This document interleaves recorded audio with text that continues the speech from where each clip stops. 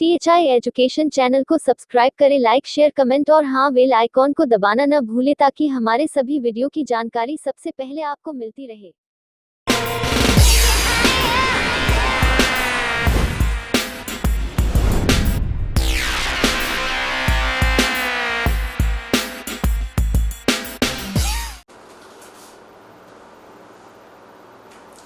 Hello बच्चों, कैसे आप सब।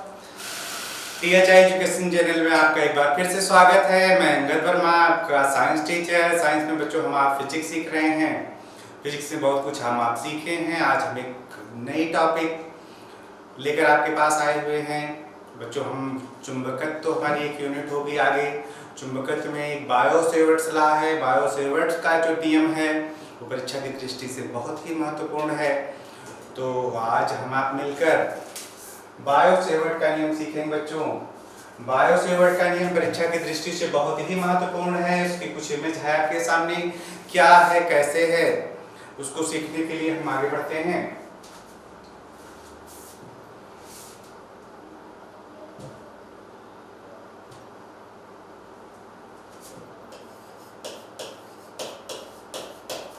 बायो-सेवर्ट का नियम। बायो-सेवर्ट का नियम सीखने से पहले बच्चों कुछ बातें हम और थोड़ा सा दोहरा लेते हैं फिकर दिमाग में। सबसे पहली बात तो हम बच्चों सीख चुके हैं चुंबकीय क्षेत्र। क्या सीख चुके हैं? चुंबकीय क्षेत्र किसी चुंबक के चारों ओर का वह क्षेत्र जिसमें वह दूसरे चुंबकों को आकर्षित या प्रतिकर्षित करता है, या किसी चुंबक के चारों ओर का वह क्षेत्र जिसमें रखी चुंबकीय सुई उस चुंबक के द्वारा आरोपित बल आघूर्ण का अनुभव करती है, या बल आघूर्ण के प्रभाव से किसी निश्चित दिशा में घूम जाती है, उस चुंबक का चुंबकीय क्षेत्र कहलाता है। चुंबकीय क्षेत्र ये तो बच्चों चुंबक का हो गया। फिर आप पढ़े कि किसी स्थान पर चुंबकीय क्षेत्र प्रदर्शित करने के लिए दो राशियां हैं बच्चों। एक राशि आप सीखे थे चुंबकीय क्षेत्र की तीव्रता। चुंबकीय क्षेत्र की तीव्रता हम जानते हैं B से प्रदर्शित की जाती है। ये भी चुंबकीय क्षेत्र प्रदर्शित करती है सदिश रूप में। दूसरी आप सीख चुके हैं चुंबकीय बल रेखाएं। चुंबकीय बल रेखाएं भी चुंबकीय क्षेत्र प्रदर्शित करती हैं। बस ये तरीका चित्रात्मक है। हमें कहीं चित्र के माध्यम से चुंबकीय क्षेत्र दिखाना हो तो हम चुंबकीय बल रेखाओं से दिखाते हैं। अब चुंबकीय क्षेत्र की तीव्रता और चुंबकीय बल रेखाओं पे हम नहीं जाएंगे। हम चुंबकीय क्षेत्र को एक बार फिर से मन में बैठा लें। भाई चुंबकीय क्षेत्र किसी चुंबक के चारों ओर का वह क्षेत्र जिसमें वह दूसरे चुंबकों को आकर्षित या प्रतिकर्षित करता था, उस चुंबक का चुंबकीय क्षेत्र कहलाता था। फिर हम पढ़े थे ऑस्टेट का प्रयोग। ऑस्टेट का प्रयोग पढ़े थे। नहीं पढ़ेंगे तो हमारा पिछला वीडियो देखेंगे आप, उसमें ऑस्टेट का प्रयोग मिलेगा आपको। ऑस्टेट के प्रयोग में हम सीखे थे कि जब हम किसी तार में धारा प्रवाहित करते हैं तो तार के चारों ओर भी चुंबकीय क्षेत्र उत्पन्न होता है, और वो उत्पन्न होने वाला चुंबकीय क्षेत्र तार में बहने वाली धारा के परिमाण पर और दिशा पर निर्भर करता है। अगर हम परिमाण चेंज कर दें तो भी चुंबकीय क्षेत्र का परिमाण चेंज हो जाता है। अगर हम दिशा चेंज कर दें तो भी चुंबकीय क्षेत्र की दिशा चेंज हो जाती है।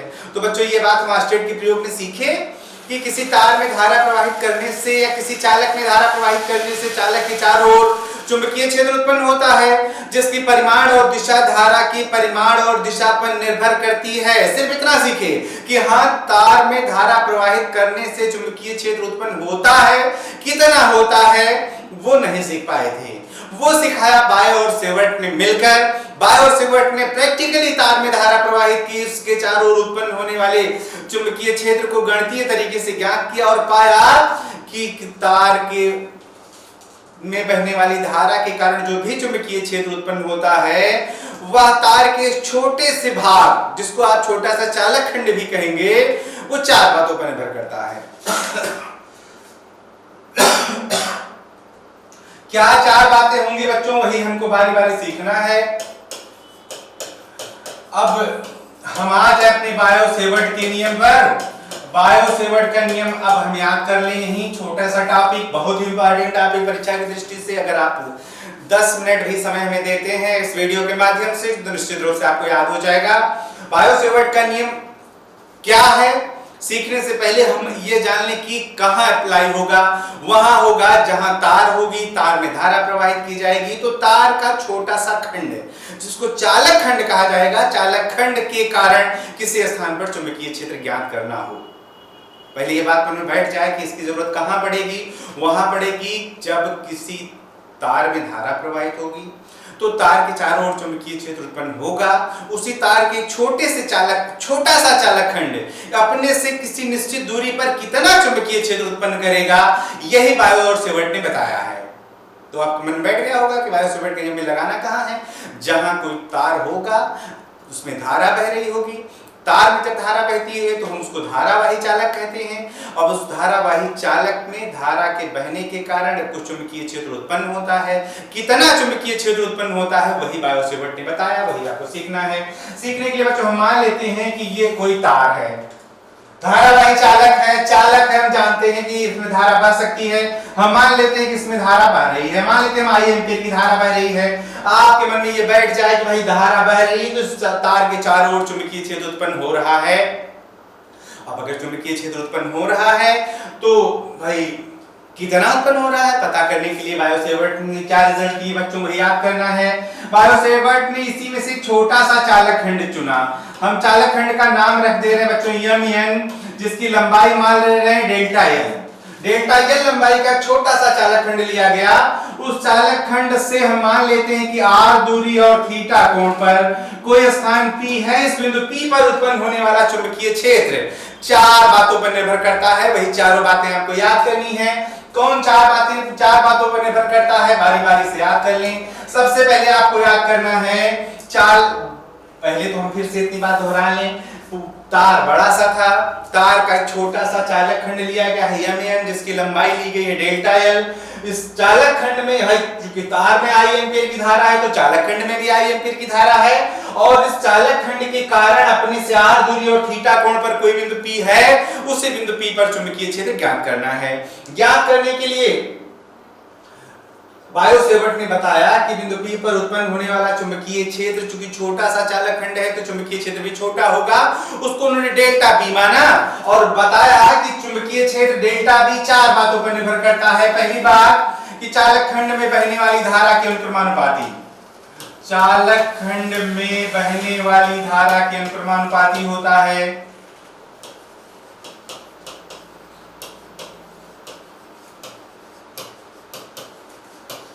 अर्थात क्या कह सकते हैं हम, भाई चुंबकीय क्षेत्र आपने माना डेल्टा बी और धारा आपने मान रखा आई, तो मतलब हम समझ गए कि डेल्टा बी प्रोपोर्शनल हो गया आई के। दूसरी बात क्या होगी बच्चों, चालक खंड की लंबाई के अनुक्रमानुपाती होता है। चालक खंड जो mn आपने माना था, चालक खंड की लंबाई mn की लंबाई आपने डेल्टा एल मानी थी, चालक खंड की लंबाई डेल्टा एल के अनुक्रमानुपाती समानुपाती डायरेक्टली प्रोपोर्शनल। अर्थात क्या कह सकते हैं बच्चों हम कि डेल्टा बी अब प्रोपोर्शनल किसके, डेल्टा एल के। Delta B proportional delta L के। भाई दूसरी बात कंप्लीट। तीसरी बात किस पर निर्भर करता है, तीसरी बात ज्यादा ध्यान से याद करेंगे, चालक खंड व उस बिंदु को मिलाने वाली रेखा। उस बिंदु कौन बिंदु, उस बिंदु को मिलाने वाली रेखा, रेखा के बीच बने हुए कोण की ज्या।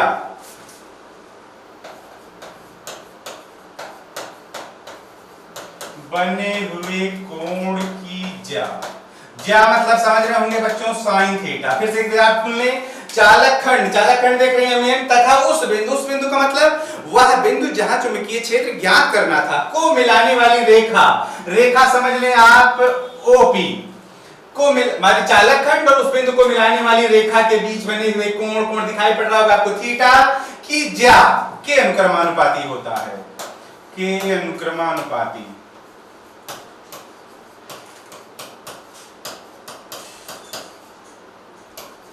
अर्थात हम क्या कह सकते हैं, साइन थीटा के अनुक्रमानुपाती। अर्थात जो डेल्टा बी है वो साइन थीटा के भी अनुक्रमानुपाती होगा। चौथी और लास्ट बात हमको बच्चों क्या याद करनी है, चालक खंड से उस बिंदु की दूरी के वर्ग के व्युत्क्रमानुपाती। चालक खंड से उस बिंदु की दूरी, फिर उस बिंदु लिख दिया हमने, कौन बिंदु? वह बिंदु जहां चुंबकीय क्षेत्र ज्ञात करना था, उस बिंदु की दूरी के वर्ग के व्युत्क्रमानुपाती।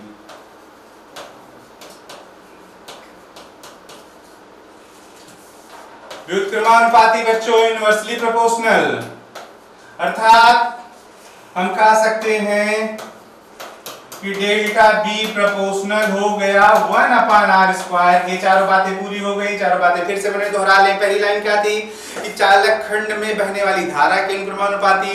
दूसरी लाइन क्या थी? चालक खंड की लंबाई के अनुक्रमानुपाती। तीसरी बात क्या थी?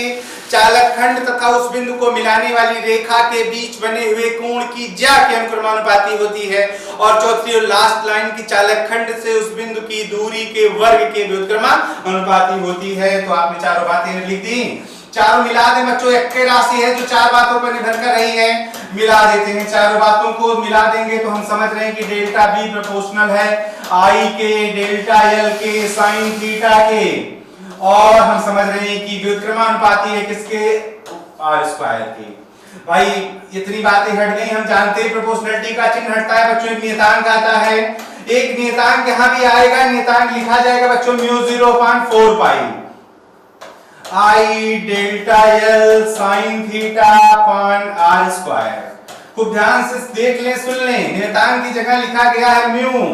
म्यू माने वही माइक्रोन वाला म्यू है, निशान तो वही है बच्चों, लेकिन मान वैल्यू सब दूसरी है उसकी, उसमें जीरो लगा दिया गया है। μ0/4π आप जान रहे हैं, समझ रहे हैं।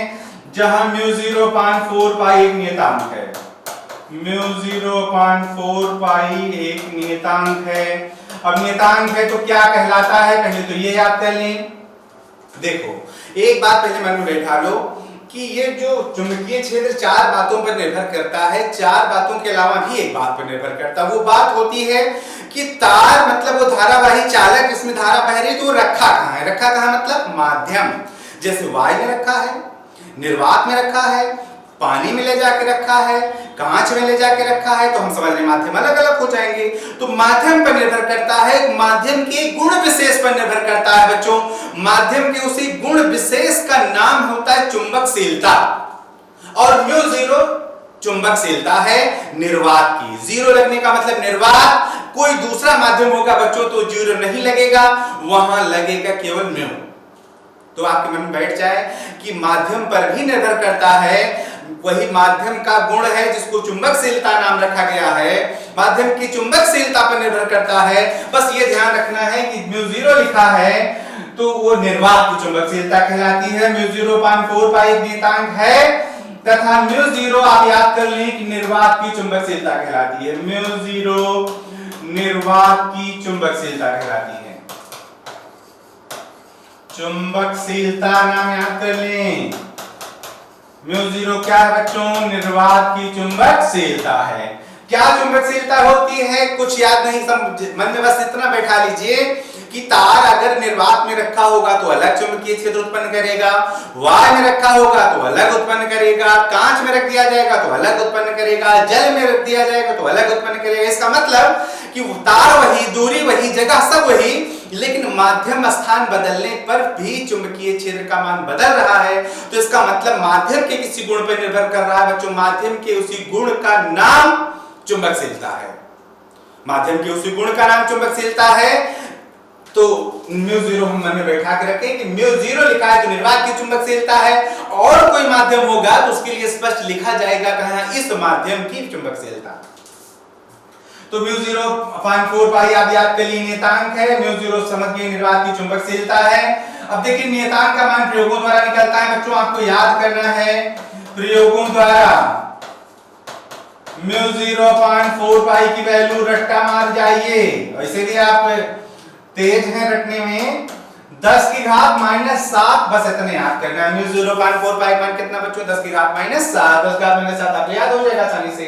मात्रक भी बच्चों याद करना है, मात्रक न रटिए। मात्रक आप जानते हैं, चुंबकीय क्षेत्र का मात्रक यहीं से समझ लें। चुंबकीय क्षेत्र का मात्रक आप सीखे थे, न्यूटन प्रति एम्पियर मीटर था। इधर μ0/4π मतलब हमको 4π को जानते ही हैं, उसका कोई मात्रक नहीं होता, म्यू जीरो का निकाला, उसको छोड़ दीजिए। आई का मात्रक आप एम्पियर जानते हैं, डेल्टा एल का आप मीटर जानते हैं, साइन थीटा का कोई मात्रक नहीं होता, आर स्क्वायर का आप जानते हैं मीटर स्क्वायर होगा बच्चों। 1 मीटर से 1 मीटर इधर कटा, 1 मीटर से 1 मीटर देखिए आप इधर कट जाएगा, एम्पियर यहां से उठ के यहां आएगा, नीचे चला आएगा तो हम समझ रहे हैं कि एम्पियर स्क्वायर हो जाएगा, और वही हम समझ रहे हैं कि किसका मात्रक हो जाएगा, म्यू जीरो का। तो म्यू जीरो का मात्रक हम समझ गए होंगे, कितना आ गया बच्चों, न्यूटन प्रति एम्पियर स्क्वायर। न्यूटन प्रति एम्पियर स्क्वायर, वैल्यू सहित मान प्रयोगों द्वारा मान तो याद ही कर लें और मात्रक भी याद कर लें। मात्रक मान अलग से भी 1 नंबर में पूछा जाता है, वो 1 नंबर का हो जाएगा, ये 5 नंबर का काम होगा। सवाल आ गया तो भी 5 नंबर का काम होगा, तो आप अलग से सब याद कर लेंगे। तो मान याद किए 10 घात माइनस 7, मात्रक याद किए न्यूटन प्रति एम्पियर स्क्वायर। हम बच्चों इसको मिटा देते हैं, इसका रोल खत्म।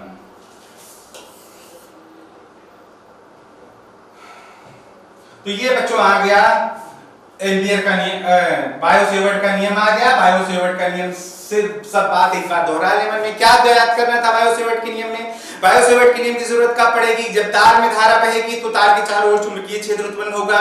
तार का एक छोटा सा टुकड़ा, छोटा सा चालक खंड अपने किसी दूरी, निश्चित दूरी पर स्थित बिंदु पर कितना चुंबकीय क्षेत्र उत्पन्न करेगा, इसी को बायो-सेवर्ट ने प्रयोगों द्वारा बताया। और बायो-सेवर्ट ने बताया कि उत्पन्न होने वाला चुंबकीय क्षेत्र बच्चों 4 बातों पर निर्भर करता है। कौन-कौन 4 बातें? बारी बारी आप 4 बातें सीख गए थे। पहली बात क्या थी कि चालक खंड में बहने वाली धारा के अनुक्रमानुपाती होता है। आपने कहा डेल्टा पी प्रोपोर्शनल किसके? आई के। धारा आपने आई मान रखी थी। दूसरा आपने कहा चालक खंड की लंबाई के अनुक्रमानुपाती होता है, तो आपने delta P proportional delta L कर दिया। तीसरा आपने कहा चालक खंड व उस बिंदु को मिलाने वाली रेखा के बीच बने हुए कोण की ज्या के अनुक्रमानुपाती होता है, आपने लिख दिया delta B proportional sine theta.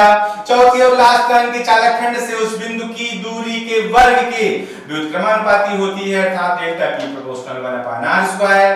4 बातें थी बच्चों, आपने मिला दिया तो आप जो डायरेक्टली प्रोपोर्शनल था वो ऊपर, जो इनवर्सली प्रोपोर्शनल था वो नीचे, और फिर आप जानते हैं प्रोपोर्शनलिटी का चिन्ह हटता है, कांस्टेंट आता है। कांस्टेंट बच्चों याद कर लीजिए क्या है, म्यू 0.4 पाई। म्यू 0.4 पाई एक नियतांक है, जहां म्यू 0 क्या कहलाएगी, निर्वात की चुंबकशीलता। वैल्यू याद कर लिया म्यू 0.4 पाई की 10 की घात माइनस 7। मात्रक याद कर लिए न्यूटन प्रति एम्पियर स्क्वायर। यही बच्चों बायो-सेवर्ट का नियम था। बायो-सेवर्ट का नियम कंप्लीट होता है। बायो-सेवर्ट का नियम अगर आपको याद हो गया हो तो बायो-सेवर्ट का नियम याद करने के लिए, बायो-सेवर्ट के नियम से जो चुंबकीय क्षेत्र ज्ञात हुआ है उसकी दिशा ज्ञात करने के लिए आपको एक रूल याद करना है। रूल आपको 3 याद करने हैं। एक रूल हम आपको बताते हैं, इस रूल की सहायता से आप दिशा बहुत ही सरलता से समझ जाएंगे। क्योंकि सवाल में आपसे परिमाण तो पूछेगा ही, दिशा भी पूछेगा, तो दिशा ज्ञात करने के लिए आप वो रूल याद कर लें। वो रूल है क्या? वो रूल है बच्चों दाएं हाथ की हथेली का नियम। वो रूल आपको याद करना है, दाएं हाथ की हथेली का नियम नंबर 1। दाएं हाथ की हथेली का नियम नंबर 1।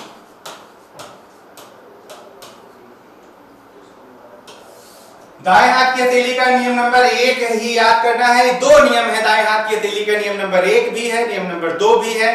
तो दोनों नियमों को याद करना है। अब याद करने में आपको ये याद करना है कि नियम नंबर 1 से चुंबकीय क्षेत्र की दिशा निकाली जाएगी और नियम नंबर 2 से चुंबकीय क्षेत्र में रखे हुए धारावाही चालक पर लगने वाले बल की अथवा लॉरेंज बल की दिशा ज्ञात की जाएगी। तो दोनों नियम याद कर लें कि 1 से क्या ज्ञात करना है, चुंबकीय क्षेत्र की दिशा। 2 से क्या याद करना है, तार पर लगने वाले धारावाही चालक पर लगने वाले बल की दिशा या लॉरेंज बल की दिशा। तो चलिए दाएं हाथ की हथेली का नियम नंबर 1 याद कर लेते हैं, थोड़ा सा अभ्यास कर लेते हैं दिशा ज्ञात करने के लिए। नियम क्या है बच्चों, ध्यान से याद करने, हमारे हाथ के साथ ही अपना हाथ ऐसे फैलाएंगे। आप इस प्रकार से फैलाएं कि हथेली अपनी फैलानी, दाएं हाथ की हथेली का तल है, ये सामने वाला तल है बच्चों। हमको दाएं हाथ की हथेली इस प्रकार से फैलानी है कि अंगूठा धारा की दिशा में हो। रूल्स याद कर लें। यदि हम अपने दाएं हाथ की हथेली को इस प्रकार से फैलाएं कि अंगूठा धारा की दिशा में और फैली हुई उंगलियां उस बिंदु की ओर संकेत करें जिस बिंदु पर चुंबकीय क्षेत्र की दिशा ज्ञात करनी हो। फिर से याद कर लें, अंगूठा धारा की दिशा में हो और फैली हुई उंगलियां उस बिंदु की ओर संकेत करें जिस बिंदु पर चुंबकीय क्षेत्र की दिशा ज्ञात करनी हो। तो हथेली के तल के लंबवत तो हथेली का बच्चों तल यही है, ये तल के लंबवत है। हथेली के तल के लंबवत बाहर की ओर धक्का देने की दिशा, यही धक्का देने की दिशा है, यही चुंबकीय क्षेत्र की दिशा होगी। फिर से याद कर लें, दाएं हाथ की हथेली आप इस प्रकार से फैलाएं, हम इस प्रकार से फैलाएंगे अंगूठा धारा की दिशा में, और फैली हुई उंगलियां उस बिंदु की ओर संकेत करें जिस बिंदु पर चुंबकीय क्षेत्र की दिशा ज्ञात करनी है। तो हथेली के तल के लंबवत बाहर की ओर धक्का देने की दिशा किसकी दिशा होगी? चुंबकीय क्षेत्र की। देखिए, अभ्यास करके देखिए, जो आपका चित्र था उसमें चुंबकीय क्षेत्र की दिशा देखिए, यही है तार आपका। आप हमने कहा भाई दाएं हाथ की हथेली इस प्रकार से फैलाएंगे, अंगूठा किसकी दिशा में हो? धारा की दिशा में। तो अंगूठा देख रहे हैं धारा की दिशा में है, उंगलियां उस बिंदु की ओर संकेत करें जिस बिंदु पर चुंबकीय क्षेत्र की दिशा ज्ञात करनी है। तो उंगलियों को आपने बिंदु P की ओर कर दिया, तो धक्का इसी पर लगाना है बच्चों। तो क्या लिखेंगे हम लिखेंगे ब्लैक बोर्ड के तल के लंबवत अंदर की ओर। आपके लिए कापी होगी तो कापी में लिख देंगे कि कापी के तल के लंबवत अंदर की ओर। और भी देखिए, और कुछ उदाहरण समझें आप ध्यान से। दिशा कहीं भी निकालनी हो सरलता से निकल जाएगा। जैसे सपोज करिए ये जगह है, आपसे कहा दिया गया बिंदु P पर आप चुंबकीय क्षेत्र की दिशा बताइए, फिर आप दाहिना हाथ फैलाएंगे, अंगूठा किसकी दिशा में? धारा की दिशा में। फैली उंगलियां बिंदु P की ओर संकेत करें। तो धक्का कहां लगाना है हमको? तल के लंबवत बाहर। तो तल के लंबवत बाहर मतलब लिखेंगे क्या? ब्लैक बोर्ड के तल के लंबवत बाहर की ओर। ब्लैक बोर्ड के तल के लंबवत बाहर की ओर आपका कागज होगा, आप लिखेंगे कागज के तल के लंबवत बाहर की ओर। और अभ्यास कर लें। सपोज करिए ऐसे धारा बह रही है, आपसे यहाँ कहा जा रहा है ये बिंदु P है, कैसे फैलाएंगे आप? अब आप देखिए, अंगूठा किसकी दिशा में? धारा की दिशा में। अंगूठा धारा की दिशा में, फैली उंगलियां बिंदु P की ओर संकेत कर रही हैं। धक्का कहां लगाना है? तल के लंबवत अंदर। तो तल के लंबवत अंदर हम क्या लिखेंगे बच्चों? हम लिखेंगे ब्लैक बोर्ड के तल के लंबवत अंदर की ओर। हम समझ रहे हैं कि आप समझ गए होंगे। अपने आप ऐसे 2-4 उदाहरण आप ऐसे ही बना लीजिए, खींच लीजिए, उसमें धारा दिखा लीजिए, आपसे यहाँ बिंदु P डालिए। अब आप फिर से आप फैलाएंगे तो अंगूठा धारा की दिशा में, फैली उंगलियां उस बिंदु की ओर संकेत करें जहां चुंबकीय क्षेत्र की दिशा ज्ञात करनी है। तो धक्का हम समझ रहे हैं भाई, बाहर की ओर लगना है। बाहर का मतलब ब्लैक बोर्ड के तल के लंबवत बाहर। यही याद कर लेना बच्चों।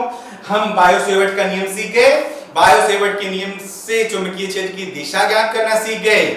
अब हम समझ रहे हैं कि इतनी बात आप अच्छे से याद कर लिए होंगे। तो 5 नंबर का तो बायो-सेवर्ट का नियम, उसमें म्यू जीरो की वैल्यू 4 पाई गुणे 10 की घात -7, मात्रक न्यूटन प्रति एम्पीयर स्क्वायर 1 नंबर का अलग प्रश्न, दाएं हाथ की हथेली का नियम नंबर 1 नंबर का अलग प्रश्न। कुल इतने प्रश्नों को आपने सीख लिया है। आप अगर 10-15 मिनट की वीडियो को ध्यान से सुने होंगे, नहीं सुने होंगे तो फिर से सुनिए और याद कर लें, आपके लिए बहुत उपयोगी होगा।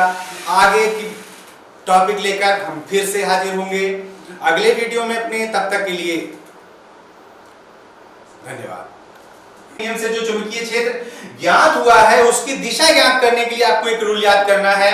रूल आपको 3 याद करने हैं। एक रूल हम आपको बताते हैं, इस रूल की सहायता से आप दिशा बहुत ही सरलता से समझ जाएंगे। क्योंकि सवाल में आपसे परिमाण तो पूछेगा ही, दिशा भी पूछेगा, तो दिशा ज्ञात करने के लिए आप वो रूल याद कर लें। वो रूल है क्या? वो रूल है बच्चों दाएं हाथ की हथेली का नियम। वो रूल आपको याद करना है, दाएं हाथ की हथेली का नियम नंबर 1।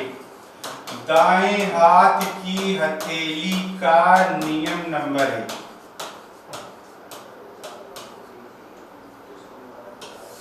दाएं हाथ की हथेली का नियम नंबर 1 ही याद करना है। 2 नियम है दाएं हाथ की हथेली का, नियम नंबर 1 भी है, नियम नंबर 2 भी है। तो दोनों नियमों को याद करना है। अब याद करने में आपको ये याद करना है कि नियम नंबर 1 से चुंबकीय क्षेत्र की दिशा निकाली जाएगी और नियम नंबर 2 से चुंबकीय क्षेत्र में रखे हुए धारावाही चालक पर लगने वाले बल की अथवा लॉरेंज बल की दिशा ज्ञात की जाएगी। तो दोनों नियम याद कर लें कि 1 से क्या याद करना है? चुंबकीय क्षेत्र की दिशा। 2 से क्या याद करना है? तार पर लगने वाले धारावाही चालक पर लगने वाले बल की दिशा या लॉरेंज बल की दिशा। तो चलिए दाएं हाथ की हथेली का नियम नंबर 1 याद कर लेते हैं, थोड़ा सा अभ्यास कर लेते हैं दिशा ज्ञात करने के लिए। नियम क्या है बच्चों? ध्यान से याद करने, हमारे हाथ के साथ ही अपना हाथ ऐसे फैलाएंगे। आप इस प्रकार से फैलाएं कि हथेली अपनी फैलानी, दाएं हाथ की हथेली का तल है, ये सामने वाला तल है बच्चों। हमको दाएं हाथ की हथेली इस प्रकार से फैलानी है कि अंगूठा धारा की दिशा में हो। रूल्स याद कर लें। यदि हम अपने दाएं हाथ की हथेली को इस प्रकार से फैलाएं कि अंगूठा धारा की दिशा में और फैली हुई उंगलियां उस बिंदु की ओर संकेत करें जिस बिंदु पर चुंबकीय क्षेत्र की दिशा ज्ञात करनी हो। फिर से याद कर लें, अंगूठा धारा की दिशा में हो और फैली हुई उंगलियां उस बिंदु की ओर संकेत करें जिस बिंदु पर चुंबकीय क्षेत्र की दिशा ज्ञात करनी हो, तो हथेली के तल के लंबवत, तो हथेली का बच्चों तल यही है, ये तल के लंबवत है। हथेली के तल के लंबवत बाहर की ओर धक्का देने की दिशा, यही धक्का देने की दिशा है, यही चुंबकीय क्षेत्र की दिशा होगी। फिर से याद कर लें, दाएं हाथ की हथेली आप इस प्रकार से फैलाएं, हम इस प्रकार से फैलाएंगे अंगूठा धारा की दिशा में और फैली हुई उंगलियां उस बिंदु की ओर संकेत करें जिस बिंदु पर चुंबकीय क्षेत्र की दिशा ज्ञात करनी है, तो हथेली के तल के लंबवत बाहर की ओर धक्का देने की दिशा किसकी दिशा होगी? चुंबकीय क्षेत्र की। देखिए, अभ्यास करके देखिए, जो आपका चित्र था उसमें चुंबकीय क्षेत्र की दिशा देखिए, यही है तार आपका। आप हमने कहा भाई दाएं हाथ की हथेली इस प्रकार से फैलाएंगे, अंगूठा किसकी दिशा में हो? धारा की दिशा में। तो अंगूठा देख रहे हैं धारा की दिशा में है, उंगलियां उस बिंदु की ओर संकेत करें जिस बिंदु पर चुंबकीय क्षेत्र की दिशा ज्ञात करनी है। तो उंगलियों को आपने बिंदु P की ओर कर दिया, तो धक्का इसी पर लगाना है बच्चों। तो क्या लिखेंगे हम लिखेंगे ब्लैक बोर्ड के तल के लंबवत अंदर की ओर। आपके लिए कापी होगी तो कापी में लिख देंगे कि कापी के तल के लंबवत अंदर की ओर। और भी देखिए, और कुछ उदाहरण समझें आप ध्यान से। दिशा कहीं भी निकालनी हो सरलता से निकल जाएगा। जैसे सपोज करिए ये जगह है, आपसे कहा दिया गया बिंदु P पर आप चुंबकीय क्षेत्र की दिशा बताइए, फिर आप दाहिना हाथ फैलाएंगे, अंगूठा किसकी दिशा में? धारा की दिशा में, फैली उंगलियां बिंदु P की ओर संकेत करें। तो धक्का कहां लगाना हमको? तल के लंबवत बाहर। तो तल के लंबवत बाहर मतलब लिखेंगे क्या? ब्लैक बोर्ड के तल के लंबवत बाहर की ओर। ब्लैक बोर्ड के तल के लंबवत बाहर की ओर आपका कागज होगा, आप लिखेंगे कागज के तल के लंबवत बाहर की ओर। और अभ्यास कर लें। सपोज करिए ऐसे धारा बह रही है, आपसे यहां कहा जा रहा है ये बिंदु P है, कैसे फैलाएंगे आप? अब आप देखिए, अंगूठा किसकी दिशा में? धारा की दिशा में। अंगूठा धारा की दिशा में, फैली उंगलियां बिंदु P की ओर संकेत कर रही हैं। धक्का कहां लगाना है? तल के लंबवत अंदर। तो तल के लंबवत अंदर हम क्या लिखेंगे बच्चों?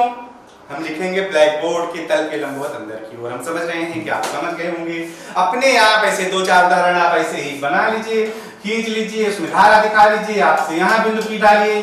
अब आप फिर से आप फैलाएंगे तो अंगूठा धारा की दिशा में, फैली उंगलियां उस बिंदु की ओर संकेत करें जहां चुंबकीय क्षेत्र की दिशा ज्ञात करनी है। तो धक्का हम समझ रहे हैं भाई, बाहर की ओर लगना है। बाहर का मतलब ब्लैक बोर्ड के तल के लंबवत बाहर। यही याद कर लेना बच्चों। हम बायो-सेवर्ट का नियम सीख गए। बायो-सेवर्ट के नियम से चुंबकीय क्षेत्र की दिशा ज्ञात करना सीख गए। अब हम समझ रहे हैं कि इतनी बात आप अच्छे से याद कर लिए होंगे। तो 5 नंबर का तो बायो-सेवर्ट का नियम, उसमें म्यू0 की वैल्यू 4 पाई गुणे 10⁻⁻7, मात्रक न्यूटन प्रति एम्पीयर स्क्वायर 1 नंबर का अलग प्रश्न, दाएं हाथ की हथेली का नियम नंबर 1 नंबर का अलग प्रश्न। कुल इतने प्रश्नों को आपने सीख लिया है। आप अगर 10-15 मिनट की वीडियो को ध्यान से सुने होंगे, नहीं सुने होंगे तो फिर से सुनिए और याद कर लें, आपके लिए बहुत उपयोगी होगा। आगे की टॉपिक लेकर हम फिर से हाजिर होंगे अगले वीडियो में अपने। तब तक के लिए धन्यवाद।